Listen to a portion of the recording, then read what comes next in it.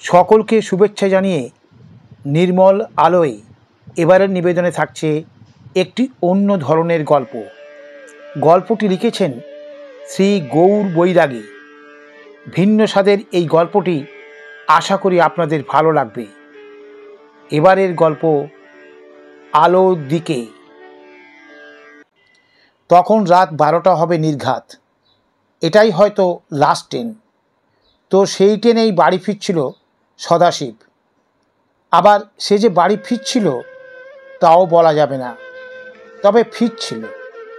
গাড়িতে তখন 100-র ওপর স্পিড। ঝমঝম করে অন্ধকার চিরে এগিয়ে যাচ্ছে। বাইরে ঘন অন্ধকার, নিকষ কালো বলতে যা বোঝায় তাই। তবু সেই অন্ধকারের দিকে তাকিয়েছিল সে। ভেতরে দেখবার কিছু নেই, কেউ নেই। একে লাস্ট ট্রেন, তার উপর রাত 12টা, শীতকাল। কামরায় কোনো যাত্রী থাকার কথা নয়, নেইও। তাই নিরুপায় বাইরে তাকিয়ে থাকা। এরই মধ্যে হঠাৎ করে আবার বৃষ্টি শুরু হলো, সেই সঙ্গে ঝোড়ো হাওয়া। জানলা দিয়ে হাওয়া এসে টালমাটাল করে দিল যেন। তাড়াতাড়ি জানলাটা বন্ধ করে ভেতরে তাকাতেই দেখল একটা লোক দাঁড়িয়ে আছে। আশ্চর্য, এ লোকটা ছিল কোথায়? সামনে এলোই বা কখন? ভালো করে তাকালো সদাশিব।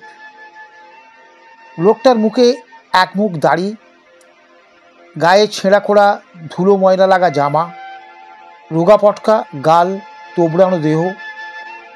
সামনে এসে দাঁড়ানোই নয়, মুখে একগাল হাসি। বলল, সদাশিবদা, আমার নাম হলো গে শম্ভু। সদাশিব ভালো করে তাকালো। লোকটাকে সে জম্বি দেখেনি, ওই মুখ তার মোটেই চেনা নয়। তো সেই লোক তার নাম জানলো কি করে? কথাই বা বলছে কেন? আবার এদিকে অপরিচয়ের কোনো ধারই ধারছে না। কথা বলে টলে চালিয়াত হাসিখানা মুখে লাগিয়ে রেখেছে। দেখে রাগ হয় সদাশিবের। বলল, তোমার নাম কে জানতে চেয়েছে? বেশ রাগ করেই বলায় তুচ্ছ তাচ্ছিল্যও ছিল। কিন্তু শম্ভু লোকটা সব পাত্তাই দিল না। মুখে হাসি নিয়ে বলল, না, সে কথা তুমি জানতে চাওনি, তবে কথাবার্তা চালাতে গেলে একটা নাম না হলে ঠিক জমে না, তাই নাম বলে কথা শুরু করেছে শম্ভু নামে লোকটা। কিন্তু এতক্ষণ তো এই কামরায় একটা লোকও ছিল না। গাড়িটা আগের স্টেশনে যখন দাঁড়ালো তখন এই কামরায় কেউ ওঠেও নি। তাহলে শম্ভু নামে লোকটা এলো কি করে? কোথা থেকেই বা এলো? এরকম ভাবনার ভেতরেই শম্ভু কথা শুরু করলো। বলল, ভাবছ বুঝি কি করে কামরায় এলুম? ওসব অসুবিধা তোমাদের গো।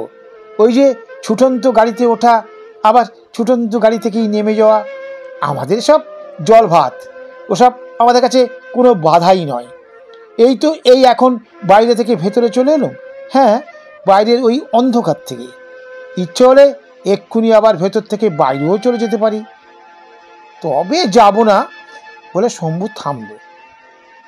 জানো সদাশিবদা, এখন হঠাৎ আমার একটু উপকার করার ইচ্ছা হচ্ছে। কথাটা এমন যাতে এরপর একটা প্রশ্ন উঠতেই পারে। সদাশিব প্রশ্ন করতেই পারে, কিন্তু তার ধার দিয়ে গেল না সে। যেমন বসেছিল তেমনই বসে রইল। যাগ্গে মরুগ্গে, ও কার উপকার করবে না করবে তাতে আমার কি, এমনটা ভাব। কিন্তু ওই লোকটা মানে শম্ভুটা ওকে যেন কথায় পেয়েছে। নিজে নিজেই বলল, কার উপকার কি উপকার জিজ্ঞাসা করলে না তো? অবশ্য এখানে তুমি ছাড়া আর কেই বা আছে বলো? আবার শুধু তুমি নও, তোমার সঙ্গে আছে দুঃখটাও। শম্ভু লোকটা কথা বলেই যাচ্ছে। সেই দুঃখ কি একটা? 3 দিন পেটে কিছু পড়েনি তোমার? শুধু তোমারই বা কেন, তোমাদেরই বলতে হয়। 1 সপ্তাহ কোনো কাজকর্ম জোটেনি, তাই নিয়ে বৌদির মুখ নাড়া, গালমন্দ, হাড় জ্বালানে অকম্মার ঢেঁকি, জমের অরুচি, এসব শুনতে হলো তোমাকে। শুধু শোনা হলেও হয়তো কথা ছিল, এমন শোনা তো রোজই শুনতে হয়। কিন্তু আর শুধু কথা নয়, মা মেয়ে হাতও চালালো। অবশ্যই এর জন্যে শুধু তাদের দোষ দিলে হবে না। তুমি আজ কী কাণ্ডটা করলে বলো? মেয়ের মানিব্যাগ থেকে টাকা চুরি করে দুপত্র চড়িয়ে দুপুরে বাড়ি ফিরলে। এরপর কারো মাথায় ঠিক থাকে?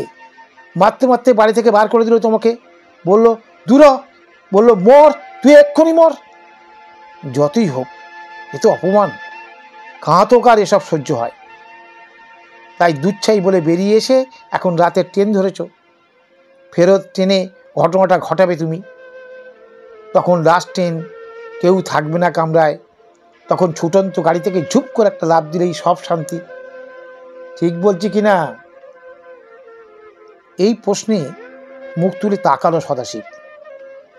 এই লোকটা তার মনের কথা জানলো কি করে? সে তো একটা কথাও বলেনি, শুধু ভেবেছে। আর কি কাণ্ড দেখো, তার ভাবনাটা বেমালুম মনে টুকে নিয়েছে শম্ভু। এই জায়গায় ফিক ফিক করে হাসলো শম্ভু, বলল জানি, সব জানি। আবার ছুটন্ত ট্রেন থেকে ঝাঁপ দিতে যে ভয় পাচ্ছ তাও জানি। তবে বলি, প্রথমটা আমারও বেশ ভয় করছিল সদাশিবদা, কিন্তু একবার ঝাঁপিয়ে পড়ার পরই দেখলুম সব ফর্সা। ওহ, এখন যে কি ভালো লাগছে তোমায় কি বলবো। খিদে নেই, তেষ্টা নেই, দুঃখ নেই, শোক নেই, অপমান নেই, অসুখ নেই, বিসুখ নেই, শুধু আনন্দ আছে বলে আবার হাসলো শম্ভু। তারপর হাসি থামিয়ে বলল, এই যে আমি, মানে এখনকার আমাকে দেখে কে বলবে 10 দিন জল ছাড়া কিছু জোটেনি মানুষটার। খিদে পেট চুইচুই করছিল, তেষ্টায় হানটান করছিল ভেতরটা। খালি পেটে কাইর অবস্থা যখন, তখন শিবকালী মোদকের দোকানে বাসি সিঙাড়া আর ভাঙা গজা চুরি করতে গিয়ে কিমার মেরে আধমারা করে দেয় আর কি। আবার শুধু মারাও নয়, আর একটা মজার কাণ্ড হলো জানো, মার খেতে খেতে জামাটা ছিঁড়ে গেল, খুলেও গেল গা থেকে। তখন একজনের মনে বোধহয় রগড় করার ইচ্ছে হলো, সে প্যান্টুলটা দিল পট করে খুলে। তারপর ওইটা নিয়ে বাজারের মধ্যিখানে কি টানাটানি, কি হুল্লোড়। তবে এখন আমাকে দেখে এসব কথা কেউ ভাববেই না। কথা কইতে কইতেই একটু হাঁপিয়ে গেছিল লোকটা, মানে শম্ভু। দুবার বড় বড় শ্বাস টেনে আবার কথা শুরু করলো, বলল মন খারাপ করো না সদাশিবদা, এসো আমার হাত ধরো। চলন্ত ট্রেনের খোলা দরজা দিয়ে টুপ করে অন্ধকার একটা ঝাঁপ দাও। প্রথমটা একটু ভয় ভয় করবে, আমারও বেশ ভয় হয়েছিল। এই তো ঠিক 4 দিন আগে এমনই রাতে ঠিক এইরকম ছুটন্ত গাড়ি থেকে ঝাঁপিয়ে পড়ার পরই দেখলুম চাকায় থেঁতলে গেল মাথাটা, ডান হাত আর ডান পা কেটে 2 টুকরো, বডিটাও 2 হাতখানা। সব অবশ্য জোড়াতালি দিয়ে নিলাম, শুধু আধখানা ডান হাত আর খুঁজে পেলুম না। এই দেখো না বলে শম্ভু গায়ের আলোয়ানখানা সরালো। ডান হাতের অর্ধেকটা সত্যিই নেই। তা দেখে সদাশিবের মুখ দিয়ে বেরোলো এই প্রথম, ইস, হাতখানা হাত কাটা। শুনে এবার খিলখিল করে হাসলো শম্ভু। ও সদাশিবদা, তুমি শুধু হাতটাই দেখছো, এদিকে সারা বডিটাই তো ছিঁড়ে কুটে আধখানা সিকিখানা হয়ে গেছে। তবে মনটা কিন্তু এখনো আস্তই আছে, আর থাকবেও। আর সেই মনটাই ভরে যাবে আনন্দে। নাও এবার হাতটা ধরো দেখি। তারপর ছোট্ট একটা লাভ। এই প্রথম কথা বলল সদাশিব। লাগলো শম্ভু। শম্ভু বলল, বলো। আমি চলে গেলে আমার ছেলেটার কি হবে? সে দেখতে তোমার বয়ে গেছে। আমি চলে গেলে আমার বউটার কি হবে শম্ভু? ওরা মরুক কে, তোমার কি সদাশিবদা? তাহলে একটা ঝাঁপ দেবো বলছো? হ্যাঁ দেবে, তার আগে নাও আমার হাতটা ধরো। তারা তখন হাত ধরাধরি করে এগিয়ে গেল দরজার দিকে, অন্ধকারের দিকে। ঘুটঘুটে অন্ধকারে কিছুই দেখা যায় না। ট্রেনটা কি থেমে আসছে নাকি? স্পিডটা কম মনে হচ্ছে যেন। ওই তো আউটার ক্রসিংয়ে দোলতলা রাস্তাটা স্ট্রিট ল্যাম্পের আলোয় স্পষ্ট দেখা যাচ্ছে। সিগন্যাল পোস্টের কাছে বাবা বুড়ো শিবের মন্দির, সেখানে ঘন্টা বাজছে যেন।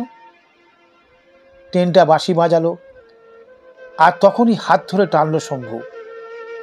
সদাশিব ঝাঁপালো, কিন্তু কি আশ্চর্য, তার কোনো অসুবিধেই হলো না। একটা ঝাঁকুনিও লাগলো না শরীরে। ট্রেনের চাকায় হাত কাটলো না, পা কাটলো না, বডিও তালগোল পাকালো না। নাকি পাকিয়েছে সদাশিব টের পাচ্ছে না। ওই যে শম্ভুটা বলল, একবার ঝাঁপিয়ে পড়ার পরেই দেখবে কি আনন্দ। মনে কোনো দুঃখ নেই, কষ্ট নেই, শুধু থই থই করছে আনন্দ। মনে হচ্ছে ছোট ছেলেটা কোলে বসে আছে, তাকে মুড়ি খাওয়াচ্ছে সদাশিব। মনে হচ্ছে উনুনে ভাত বসিয়েছে বাসন্তী, মেয়েটা কাঠকুটো জাল দিচ্ছে। ওদিকে টকবক করে ভাত ফুটছে। আহা, কি বাস ছড়িয়েছে গরম ভাতের। শুধু আলু সেদ্ধ দিয়ে এক থালা ভাত। তখন আকাশে চাঁদ উঠেছে, মাধবীলতা ফুলের গন্ধ পাওয়া যাচ্ছে হাওয়ায়। গৌর চাঁদ বলে ছেলেকে দুবার ডেকেই ফেললে সদাশিব। আর তখনই খেয়াল হলো, ওই তো চেনা রাস্তা দিয়ে সে হাঁটছে। ওই তো গাবতলা, ওই তো নিমাই মান্নার দোকান, এরপরেই সেই গলি। চেনা গলিতে পা দিয়ে চমকে উঠল সদাশিব। কড়া গলায় ডাকলো, শম্ভু। শম্ভু কোথায় ছিল কে জানে, বলল, এই তো আমি, তোমার পাশে গো। সদাশিব বলল, এটা এটা কি হলো শম্ভু? এমন তো কথা ছিল না। আমার হাত ধরে ঝাঁপিয়ে পড়ার কথা দিয়েছিলে তুমি। শম্ভু যেন হাসলো। হ্যাঁ, ঝাঁপিয়েছি সদাশিবদা, তবে অন্ধকারের দিকে নয়, আলোর দিকে। এখনো তোমার ভেতর বড্ড মায়া। এত মায়া নিয়ে অন্ধকারে যাওয়া যায় না। যাওয়া যায় কি? তাই ফেরত দিয়ে যাচ্ছি তোমাকে গৌরচাঁদের কাছে, বাসন্তী বৌদির কাছে। ওই দেখো, ভাত নাবাচ্ছে বৌদি। যাও, ভাতে গিয়ে বসো সদাশিবদা।